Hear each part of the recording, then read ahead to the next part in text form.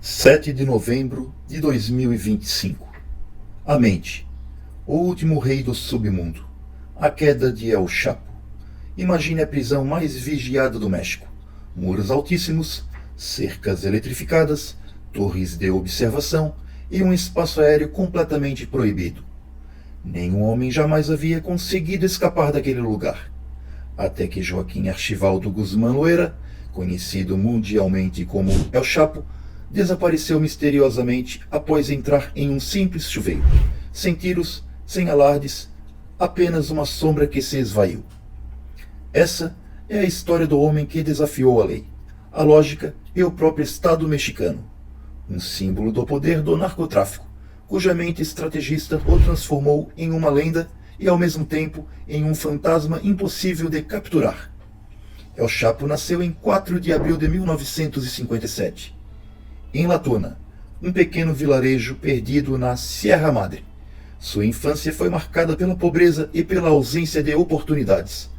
Ali, os meninos não sonhavam em ser médicos ou engenheiros, sonhavam em ser traficantes. Era a única rota para escapar da miséria.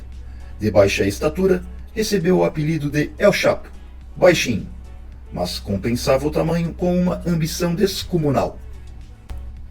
Sem terminar o ensino fundamental, começou a trabalhar nos campos de papoula e maconha, aprendendo cedo o valor da disciplina, da obediência e do silêncio. Desde jovem demonstrava uma mente fria e calculista.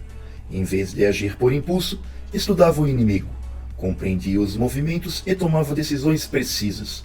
Foi assim que se aproximou das figuras poderosas do tráfico mexicano, tornando-se um solucionador de problemas.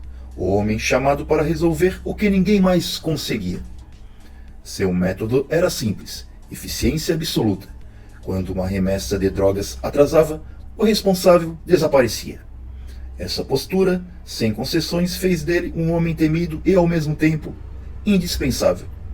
Sua lealdade e sua inteligência logo o levaram ao topo do quartel de Guadalajara, um dos mais influentes da América Latina. Quando o chefe foi preso, El Chapo assumiu o controle e fundou o Cartel de Sinaloa, uma organização que em pouco tempo se tornaria um império global. El Chapo transformou o tráfico em uma máquina logística. Criou túneis que cruzavam a fronteira com os Estados Unidos, usou aviões, caminhões e trens. Tudo com precisão militar. O mundo o via como um criminoso, mas dentro do cartel era tratado como um engenheiro do caos, alguém capaz de planejar rotas, prever armadilhas e antecipar a polícia.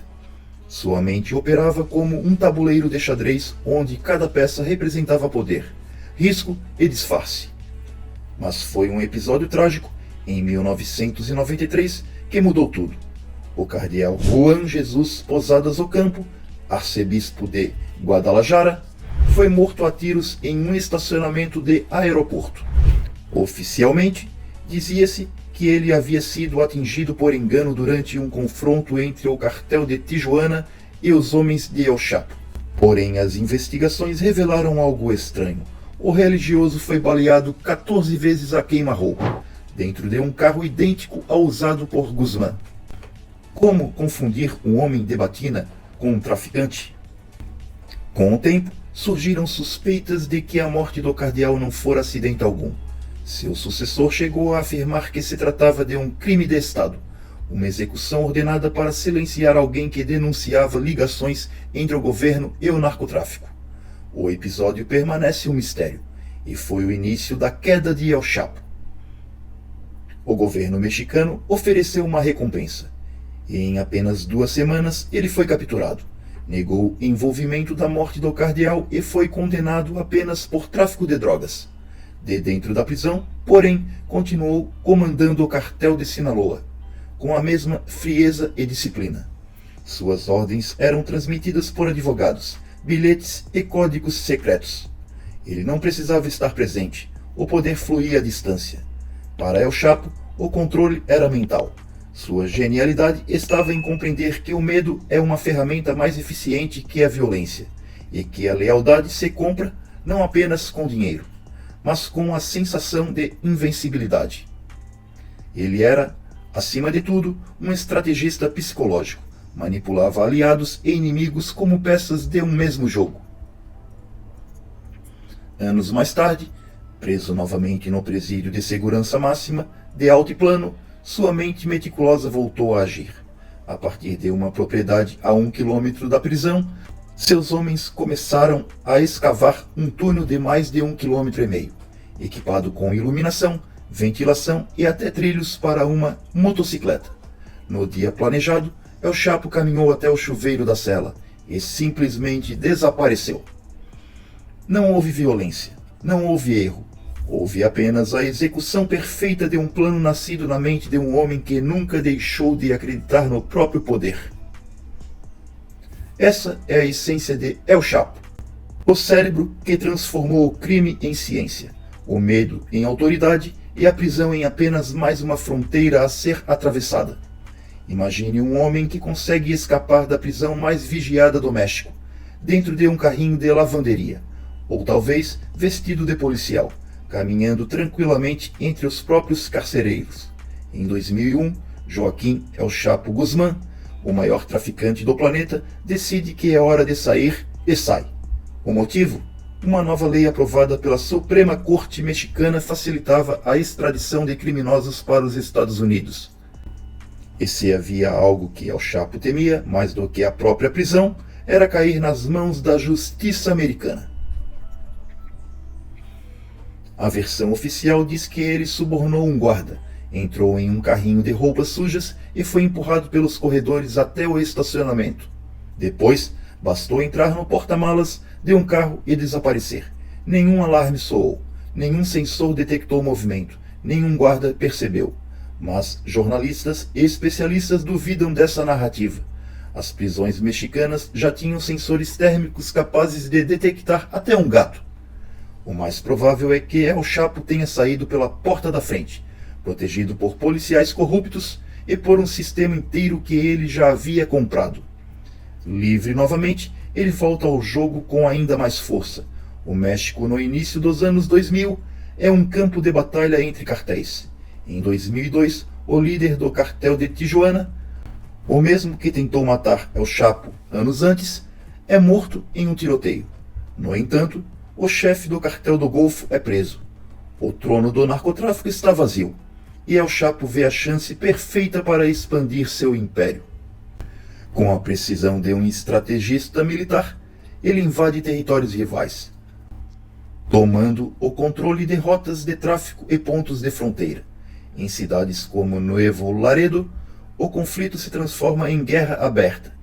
Ex-soldados do exército mexicano passam a trabalhar para o cartel da Sinaloa, enfrentando os remanescentes do cartel do Golfo, muitos deles treinados pelos Estados Unidos. O resultado é um banho de sangue, milhares de mortos, civis entre eles, e um país mergulhado no caos. Em 2006, o novo presidente do México, Felipe Calderón, declara guerra aos cartéis. O exército vai às ruas, mas o remédio é pior que a doença. Em 2007 e 2014, mais de 160 mil pessoas morrem na guerra às drogas. Nesse cenário de destruição, o império de El Chapo cresce como nunca. Ele se torna o criminoso mais procurado do planeta e o cartel de Sinaloa, a maior organização criminosa da história moderna, presente em mais de 50 países e faturando bilhões de dólares por ano com cocaína, heroína, metanfetamina e fentanil. A fortuna de El Chapo é tão gigantesca que, por um breve período, ele entra na lista da revista Forbes dos homens mais ricos do mundo. E com tanto dinheiro, manter-se livre era apenas uma questão de cálculo, porque para El Chapo, liberdade era engenharia mental. Cada prisão era um problema logístico, cada fuga uma equação. Em 2014, no presídio de segurança máxima de Altiplano, ele mostra mais uma vez sua genialidade. Seus comparsas conseguem contrabandear um relógio com GPS para dentro da cela, escondido dentro da comida. Com o ponto exato do local onde El Chapo está, engenheiros e operários iniciam a escavação de um túnel de 1,5 km de extensão, com iluminação, ventilação e trilhos de moto adaptada. Tudo planejado ao milímetro, custando cerca de 5 milhões de dólares. Um ano depois, o túnel está pronto. El Chapo caminha até o chuveiro da cela e desaparece mais uma vez. Mas como ele foi parar ali antes dessa fuga cinematográfica? Essa parte da história começa com um homem chamado Andrei Hogan, agente da DEA, a agência antidrogas dos Estados Unidos. Determinado a capturar o traficante mais poderoso da Terra, Hogan descobre algo alarmante. Não existia nenhuma força-tarefa ativa para prender El Chapo. Nenhum agente federal designado, nenhum plano, apenas o silêncio burocrático de um sistema que parecia aceitar a existência do mito. Hogan decide agir por conta própria. Aprende espanhol, muda-se para o México com a família e começa a seguir os rastros de Guzmán. Um colega nos Estados Unidos consegue o PIN do BlackBerry de El Chapo e finalmente rastreia o sinal até Cabo San Lucas, um luxuoso resort mexicano. A DEA e a polícia mexicana cercam a área. El Chapo está lá, mas escapa minutos antes da chegada das autoridades, fugindo pelos fundos e embarcando em um avião clandestino. A cena se repete várias vezes, sempre um passo à frente, sempre antecipando os movimentos dos caçadores. Os agentes começam a chamá-lo de o Fantasma do México. Um deles chega a dizer que, mesmo se El Chapo estivesse tomando café no Starbucks, em frente à embaixada americana, os mexicanos não o prenderiam. Mas Andrei Hogan não desiste. Em 2012, ele assume oficialmente o caso Sinaloa e monta sua própria equipe. A caçada mais ambiciosa do século está prestes a começar.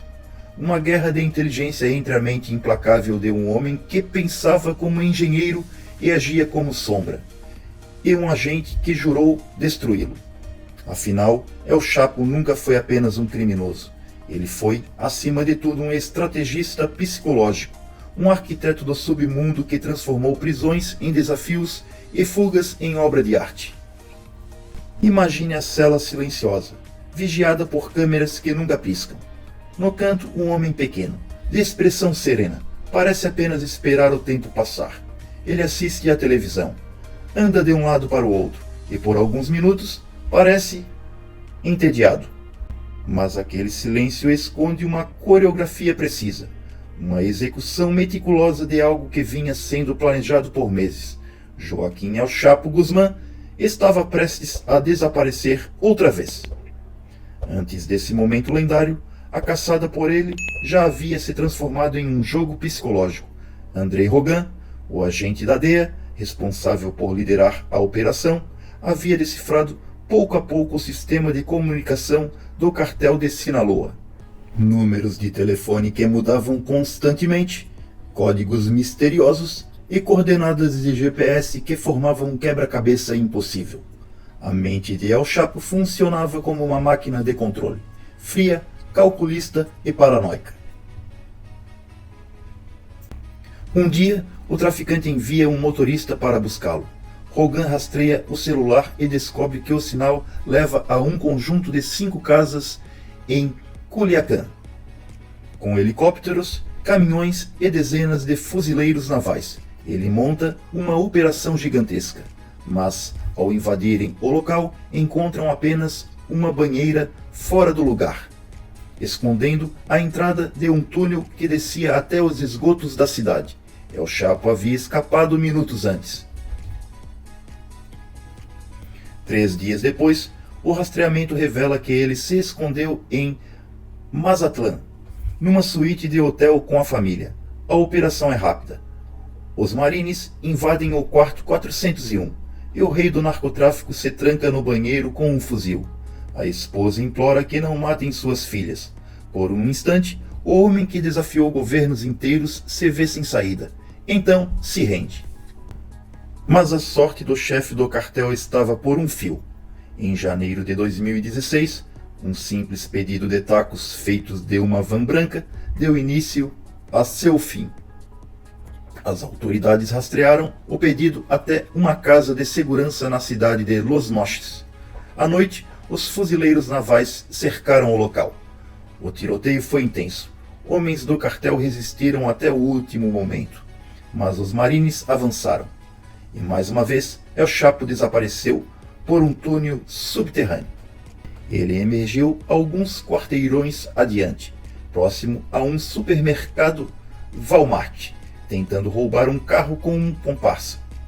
O veículo quebrou logo em seguida, obrigando-os a fugir novamente e perdendo tempo precioso.